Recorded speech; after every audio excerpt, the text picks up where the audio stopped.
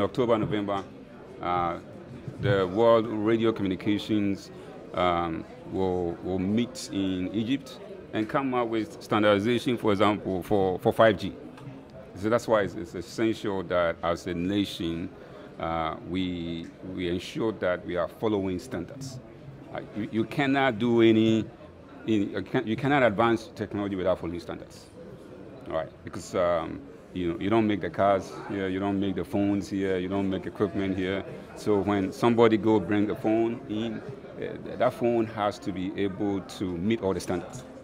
So one of the things that we have done at NCA is to invest in the lab. If you go to our old office in Cantonments, we have conformance and interoperability lab, allow equipment to be tested based on the standards. There's a standard for emissions, there's a standard for testing even your radio, standard for TV, standard for phones. How do you ensure that these standards are met?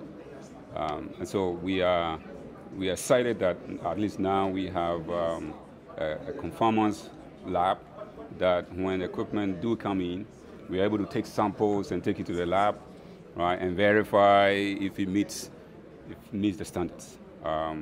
Because if you don't do that, you could have some of these equipment are fake, and so the emissions that they are emitting out there could be harmful. Sometimes, we complain of bad quality of service when we are using our phones. More often than not, it's not the telecom infrastructure itself. It's because the phone itself is what? It doesn't meet the standards.